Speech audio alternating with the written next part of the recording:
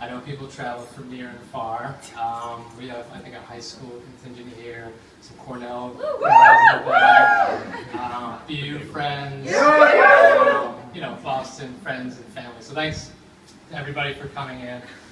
Most of all, thank you to Barbara and Michael Greenwald, Marissa's parents.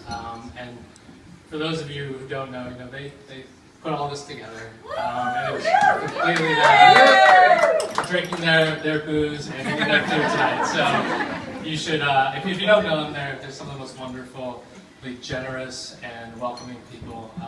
And I've had the privilege of getting to know them over the last 3 or 4 years, which has been really special. So again, just if you haven't had a chance, please introduce yourself and thank them sometime before you leave tonight.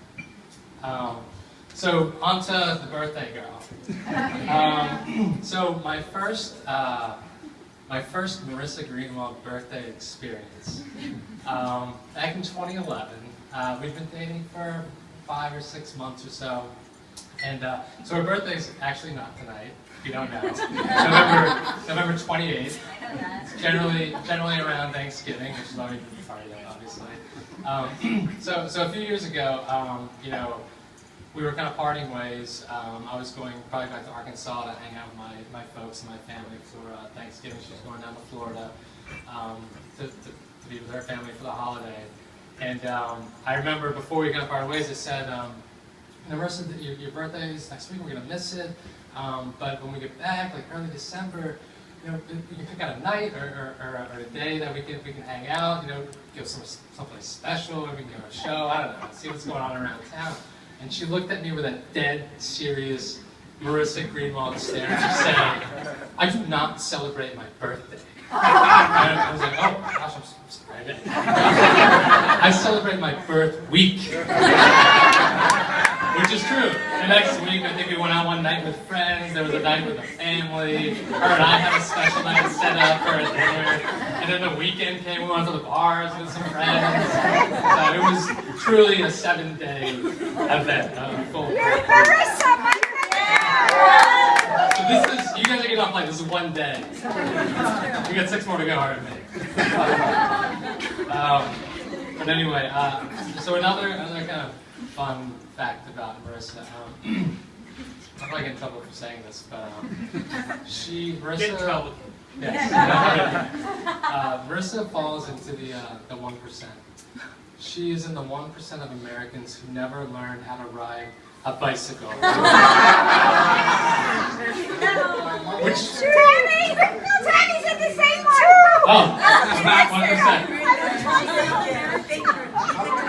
Which is extremely ironic, since you tell me all the time about how much you love to spin and cycling is the best exercise ever. You gotta cycle more. You gotta get out. The endorphins are just amazing. Right? You don't even know how to ride a bike. Stop overcompensating by spinning. So I'm gonna tell them. But I think all of us here, friends, family, whoever, has been touched in some way by Marissa and her extreme high-octane energy and enthusiasm in whatever she does.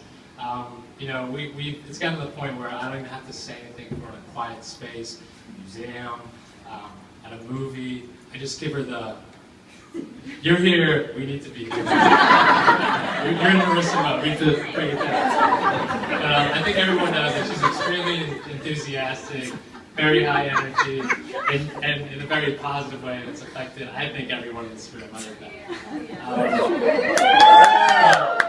So thank you for bringing the energy into my life.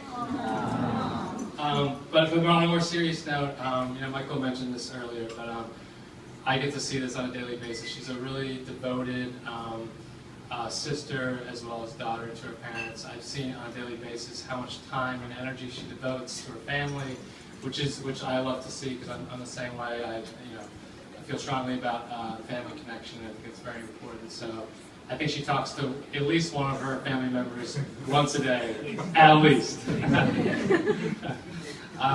So she's an incredible daughter and sister. As a friend, you know, there's a ton of friends here. I think some of whom she's known since she was like 5. or something. Yeah. She's constantly trying to help her friends, even if they don't want her help. Like trying to set them up with jobs. And I know the owner of this business or someone who used to work here. Give me your resume. I'd love to review it. Let's write a couple letters. I can't wait. But she's always trying to make a positive impact in her friends' lives, and I think a lot of people here have seen that too. And I just want to say too that this year's been really special. In terms of her career, she's really taken off in terms of her success in her career. And I'm really proud of her. Everything she has now and what she does, she worked her butt off for it. And I see, most people here don't see a lot of that, but when she's done socializing, she's back at home and she's working her tail off to get that next promotion, to get that project done, or whatever it is. And I've never seen anybody work as hard as she does, and it makes me strive to be better every day too. And then on a personal level, for me, she's the best girlfriend I could ask for.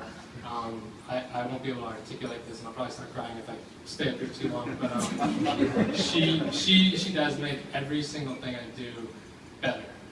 Even if it's a small amount better, it's better.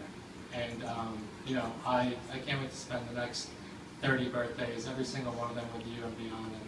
And I love you so much. All right. So, here's the birthday girl.